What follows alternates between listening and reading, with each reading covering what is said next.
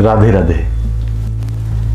बहुत सारे भक्तों का प्रश्न रहता है कि हनुमान चालीसा कैसे पढ़ें। हम पढ़ते हैं लेकिन उसके बाद भी हमें लाभ नहीं मिलता है। तो ये थोड़ा सा जानने का विषय है कि लाभ क्यों नहीं मिलता है और हम किस प्रकार से पढ़ते हैं। आज हम इस पर थोड़ा सा विचार कर लेते हैं। सबसे पहली बात, हनुमान चालीसा पढ़ते समय हमारे मन को एकाग्र होना आवश्यक है। मन की एकाग्रता जितनी प्रबल रहेगी उतना ही आपका मन उस पाठ में लगेगा। पाठ हम करते हैं लेकिन पाठ केवल पढ़ने के माध्यम से करते हैं। पढ़ना और मन से करना दोनों में बड़ा फर्क होता है। यूं ही ऊपर से पढ़ना हमें लगता है कि पाठ हो गया, लेकिन वास्तविकता यह होती है कि वो पाठ होता ही नहीं है। मन को आपको एकाग्र करना है और पाठ के समय आप भगवान की उपस्थिति मान करके पाठ करें। जिस दिन हमारे मन में यह भाव आ जाएगा कि हमारे हनुमान जी हमारे सामने बैठे हैं, हमारे प्रभु हमारे सामने बैठे हैं और हम उन्हें पाठ सुना रहे हैं, तो आपको पाठ करने का तरीका बदल जाएगा। बात यह है कि हम मंदिर में बैठे होते हैं लेकिन हमारे मन में यह निश्चित नहीं हो पाता है कि हम भगवान के सामने बैठे हैं या भगवान हमारे सामने हैं। अगर कोई अतिथि हमारे घर में आ जाए और हम कुछ कर रहे हों तो हम जब उठ करके जाते हैं तो हमें लगता है कि कोई बैठा है, हमें उसके पास में रहना है। अगर ऐसा ही भाव आपका मंदिर में बैठते समय आ जाए, ऐसा ही भाव आपका भगवान के सामने पाठ करते समय आ जाए कि भगवान जी बैठे हैं और वो ये मुझे करते हुए देख रहे हैं, अगर ये भाव आपके मन में रहेगा, ये धारणा आपके मन में रहेगी, तो निश्चित मानिए कि आपका पाठ करने का तरीका बदल जाएगा। अब आप कहेंगे कि महाराज हम तो ज्ञानी नहीं है, हम तो ध्यानी नहीं है, हम ध्यान कैसे लगाएं, हम तो इतने बड़े ज्ञानी नहीं। लेकिन ऐसा नहीं है कि आपका ध्यान नहीं लगता है। जिस समय आप गाड़ी चला रहे होते हैं, दूसरों से बात कर रहे होते हैं, लेकिन आपका ध्यान गाड़ी चलाते समय पूरा केंद्रित रहता है गाड़ी पर ही। आप किसी से भी बात करें, कुछ भी बोलें, लेकिन आपका ध्यान वहीं पर होता है। ठीक उसी प्रकार से जब आप हनुमान चालीसा का पाठ कर रहे हो, जब आप हनुमान चालीसा पढ़ रहे हो, तो आपका ध्यान उनकी चौपाइयों पर होना चाहिए। आप उन्हें पढ़ें और पढ़ करके जानें कि इसमें क्या है, इसमें फीलिंग क्या है। जय हनुमान ज्ञान गुण सागर। अब आपने पढ़ने को तो पढ़ दिया, लेकिन आप उसकी गहराई में जाइए कि हनुमान जी को ज्ञान का सागर कहा गया है। वो ज्ञान क्या है, वो सागर क्या है, वो हनुमान जी क्या है। जब आप इन पर विचार करके पढ़ोगे, रुचि के साथ पढ़ोगे, तो आपका मन उसमें लगेगा और जब आपका मन लगेगा तो आपको उसका फल भी प्राप्त होगा। मेरे गुरुजी कहा करते थे, एक मैया थी, वो हनुमान जी की बड़ी सेवा करती। बहुत समय हो गया, उसे लगा कि हनुमान जी कुछ फल वल नहीं दे रहे। आती जाती थी मैया सत्संगों में, किसी से उसने सुना कि माँ दुर्गा जी की पूजा करिए, क्योंकि हनुमान जी तो माँ दुर्गा के साथ में रहते। अब वो बाजार गई और बाजार से माँ भवानी की, दुर्गा जी की मूर्ति ले आई। अब उन्होंने क्या किया, अलमारी थी, अलमारी में नीचे तो मैया को विराजमान कर दिया और ऊपर हनुमान जी को विराजमान कर दिया। अब मैया पूजा पाठ करने लगी, धूप बत्ती जलाने लगी। एक दिन मैया ने देखा कि जो धूप बत्ती का धुआं निकल रहा है ना, वो हनुमान जी की ओर जा रहा है। मैया को एकदम से बहान आया, हे भगवान देखो हनुमान जी कितने चालाक हैं, पूजा में मैया की कर रही हूँ और जो सुगंधी है उसे खुद लिए जा रहे। मैया खड़ी हुई और जाकर के रुई लेकर के आई, कॉटन लेकर के आई और उसको ला करके हनुमान जी के दोनों नाक के नथनों में लगाने लगी। अब जैसे ही नथनों में लगाने लगी, हनुमान जी महाराज प्रकट हो गए। मैया क्या कर रही हो? एकदम से मैया को आश्चर्य हुआ और मैया कहने लगी, अरे हनुमान जी महाराज, जब मैंने आपको पूजा तब तो आप आए नहीं, और जैसे ही मैंने मैया का नंबर लिया आप तुरंत दौड़े दौड़े चले आए।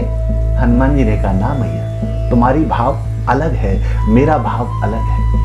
वास्तविकता तो यह है कि आपने आज तक कभी मुझे भगवान माना ही नहीं था। आज तक आपने मुझे मूर्ति माना था।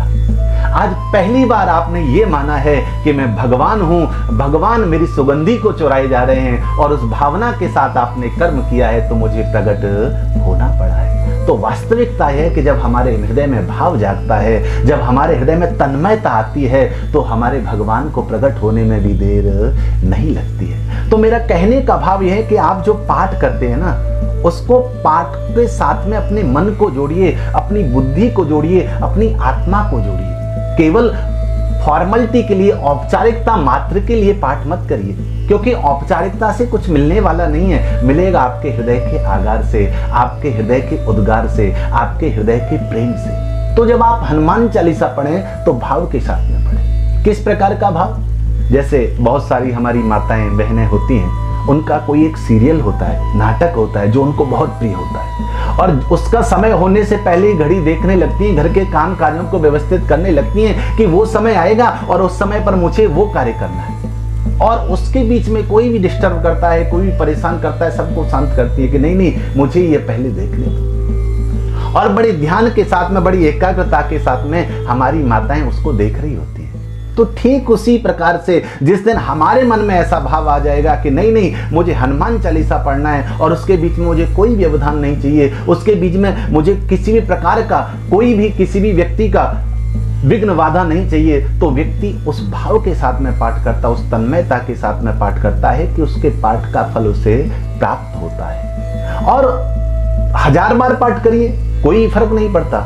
एक बार भी अगर मन की वृत्तियों को, मन की चित्त की वृत्तियों को लगा करके आपने पाठ कर लिया तो 1000 बार से ज्यादा बेहतर है। तो हम उस भाव को जोड़ें, हम उस तन्मयता को जोड़ें जिसके माध्यम से हम यह कर सकते हैं। दूसरी बात, पाठ करते समय आसन की शुद्धि परम आवश्यक है। बहुत से लोगों को आपने सुना होगा, कहते हैं कि नहीं, आसन को धुलना नहीं चाहिए, साफ नहीं करना चाहिए, जैसा है वैसा ही रखना चाहिए। नहीं, सब गलत है।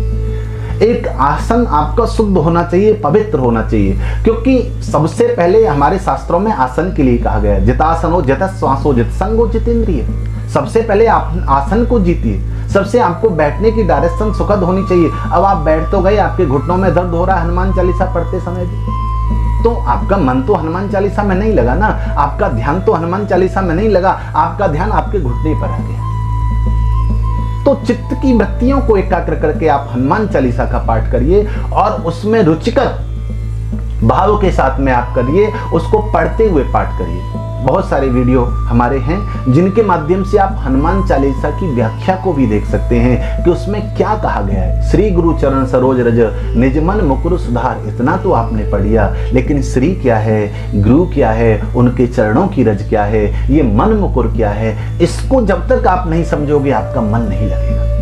तो पहली बात तो यह है कि चित्त की वृत्तियों के साथ में पाठ करिए। दूसरी बात यह है कि आप इस भावना को बिल्कुल जागृत कर लीजिए कि मैं जो पाठ कर रहा हूं उसे हनुमान जी महाराज साक्षात बैठ करके सुन रहे हैं। हनुमान जी के सामने दीप प्रज्वलित करके भावनात्मक स्वरूप से उन्हें यमान करके आप सामने बैठे और इस पाठ को जब आप करेंगे तो निश्चय ही उस पाठ को हनुमान जी महाराज सुनेंगे भी, क्योंकि यत्र यत्र रघुनाथ संकीर्तनम तत्र तत्र कृतमस्तकांजलि। जहां जहां भगवत चर्चा होती है, जहां जहां राम चर्चा होती है, वहां वहां श्री हनुमान जी महाराज साक्षात विराजमान होते हैं। और जब आप स्वयं उनके नाम का गुणगान आप कर रहे हैं, हनुमान जी उपस्थित में, ऐसा संभव नहीं है। इसलिए भाव से मन को एकाग्र करके आप इस कार्य को करिए, क्योंकि हमारा मन ही तो है जो हमें राम में भी लगाएगा, जो हमें काम में भी लगाएगा। मन एवं मनुष्याणाम कारणम बंध मोक्षयो। हमारा मन ही हमें राम से भी मिलाएगा और हमारा मन ही हमें काम की ओर भी ले जाएगा, भोग की ओर भी ले जाएगा।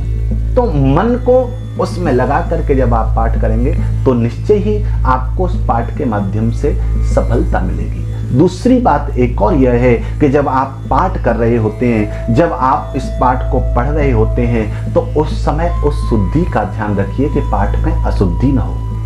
आप पढ़ते हैं तो ऐसा लगता है कि सब कुछ ठीक है, सब कुछ शुद्ध है, लेकिन नहीं। कई बार हम अशुद्धि के माध्यम से पाठ कर रहे हैं। दो प्रकार की पद्धति है, एक तो हमारी व्याकरण की पद्धति है, एक हमारे की भाव की पद्धति है। व्याकरण की पद्धति को आप देखते हैं तो शुद्धि अशुद्धि का ध्यान रखा जाता है पूरा, लेकिन जब आप भाव की प्रकृति को देखते हो, पद्धति को देखते हो, तो उसमें यह सब शून्य रहता है। लेकिन भाव में कब आप पहुंचते हैं, जब आप तन्मय हो जाते हैं, जब आपको बाहरी दुनिया दिखाई देना बंद होती है, अर्थात आप दुनिया में रहते हुए दुनिया से जब अलग हो जाते हैं तो आप उस परमात्मा के सन्निकट पहुंचते हैं। उस समय व्याकरण की शुद्धि मायने नहीं रखती है, लेकिन जब तक आपको शरीर का बोध है, जब तक आपको क्रियाओं का बोध है, तब तक व्याकरण की शुद्धि मायने रखती है। तो इसलिए प्यारे, आप भाव से पाठ करिए, एकाग्रता के साथ में पाठ करिए, तो निश्चय ही आपको सफलता की प्राप्ति होगी। जय श्री राधे, जय सिया राम।